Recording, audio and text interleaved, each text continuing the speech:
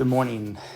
June 29th, which we're supposed to be celebrating the 13th Sunday in Ordinary Time, supposed to be back to green, after a long season of Lent and Easter, and then followed by the two Sundays after Pentecost of the Holy Trinity and Corpus Christi.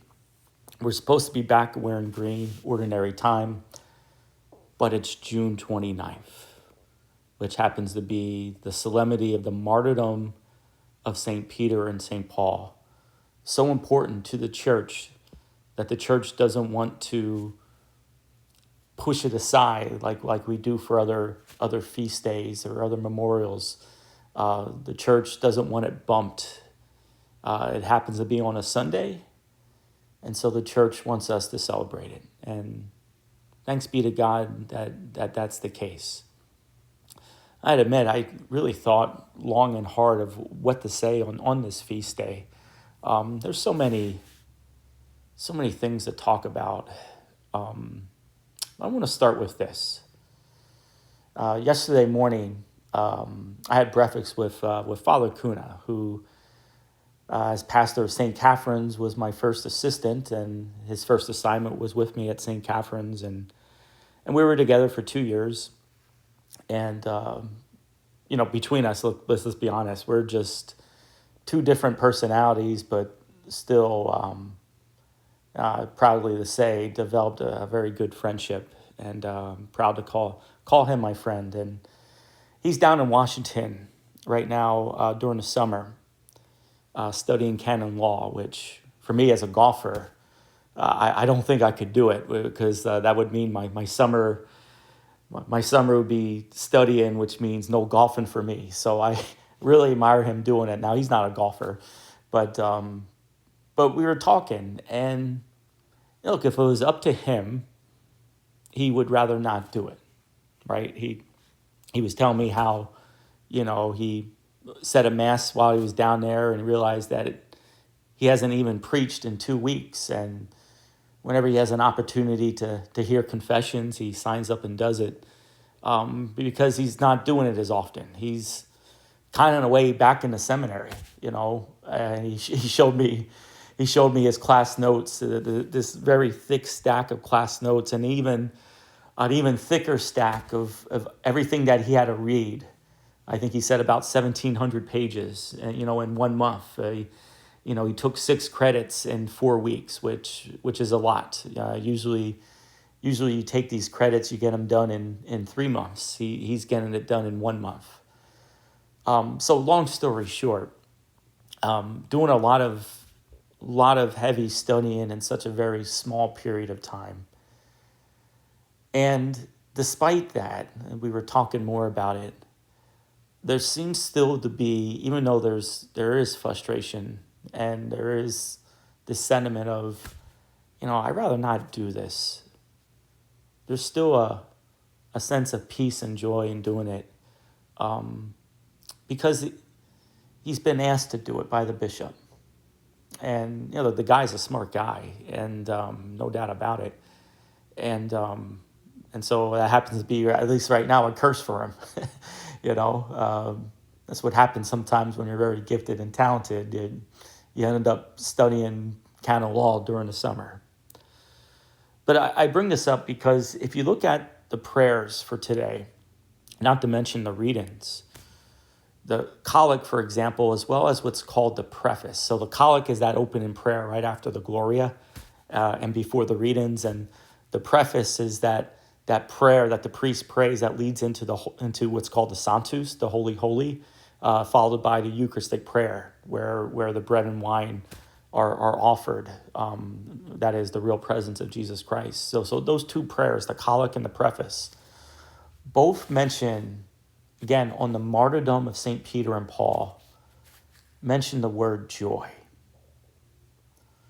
And to an outsider, that would seem ridiculous.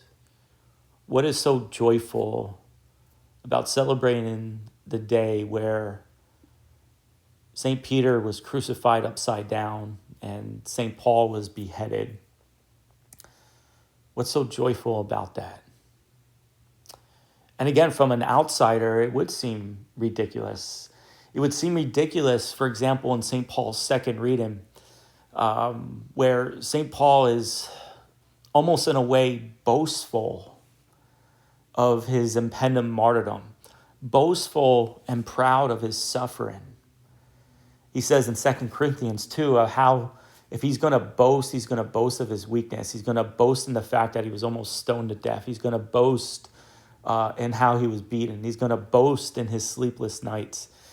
And same with St. Peter in the first reading from the Acts of the Apostles, a man who's imprisoned, a man who is expecting his martyrdom, and yet there's a real joy, even though they might be afraid, even though they might be worn down, even though they're beaten up, there's joy. And if you equate joy with happiness, it's not going to make any sense, right? Happiness is that sensation of pleasure and good feelings. But joy is rooted in something much deeper. Joy is no matter what is happening right now in your life, there's something greater that awaits you. And that's what gets you through it. So again, with Father Kuna, he's putting up with, I don't want to say putting up, but he's doing this work. Again, work that he would rather not do, but he's doing it because he is going to provide a great service for the diocese, for the bishop. He's going to provide a great service for the people of God and for the people of this diocese.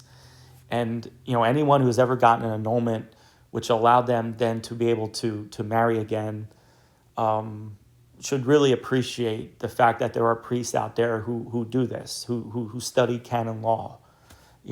Not to mention he can offer guidance and so forth to people in regards to canon law and many other things. That's what gets him through it. And to know that God and Jesus Christ has him where he needs to be right now. Just like St. Paul in prison, St. Peter in prison. Jesus Christ is inviting them to share in his sufferings. But ultimately, what sustains the joy is the fact that they are eyewitnesses to the resurrection of Jesus Christ, right? Don't conflate the church and the church's proclamation to just mere moral and ethic teachings. Yeah, that's an important component. But ultimately, first and foremost, the message that they proclaim, and again, this is another important part of the feast day, that Jesus did all these things. He healed and he preached and he suffered and died and rose from the dead and ascended into heaven. But none of this would come to fruition unless someone talked about it, unless someone proclaimed it. God in his providence and his wisdom took these two men amongst others, but these two men today who are flawed individuals, he encountered them, he formed them, and he proclaimed to them his own suffering, death, and resurrection. That's the message they proclaim. That's the message that sustains them in all the troubles and trials and tribulations in life. That's what keeps them going. Again, that's what St. Paul boasts and brags about. He boasts of the sufferings because he knows of the life that awaits him in the resurrection of Jesus Christ. He knows that as our lives are deteriorating, as trial and conflict and trauma build up in our life, as our body slowly deteriorates, we know that all this will come to an end, and we know that if we let this life go, just like in their martyrdom, for the witness of the resurrection of Jesus Christ, they held on to their lives with a loose grip. When it was called upon, when their hour was made present, they let it go because of the resurrection of Jesus Christ. They know that it awaits them too. And again, for me, it's only possible. It's only possible to know of Jesus Christ because of the ministry of these two men. I wouldn't know Jesus Christ if it wasn't for St. Peter and St. Paul. And I wouldn't believe in the message of Jesus Christ if it wasn't for their martyrdom. That's why this day is day. That's why the church doesn't just want to say, okay, we're going to miss this day today and we're going to celebrate 13th Sunday in ordinary time. No, we're going to bring this to the forefront to everyone, here in this Sunday Mass. Thanks be to God for them. Again, men who showed weakness, men who showed fear, but their formation and their encounter with Jesus Christ changed everything. And it is a joyful day, a very much so joyful day, because I wouldn't be a priest today if it wasn't for these men. I know it's strange to say that because we always want to point to Christ, but this is the way that Christ set it up. He lived his life, he preached, he proclaimed, but then he passed on his ministry to these two pillars, Peter to the Jews, St. Paul to the Gentiles. He passed it on to them. And we're here today. And we're worshiping God today. And we personally know and encounter the power of Jesus Christ because it was proclaimed, it was talked about, beginning especially with these two men who gave the great testimony, great witness, and let their lives go, put their lives in the hands of other men, and died for the fact that they believed and testified that not only did Jesus Christ died, they rose from the dead. And they firmly believed that they too will share in the resurrection of Jesus Christ. Thanks be to God for them.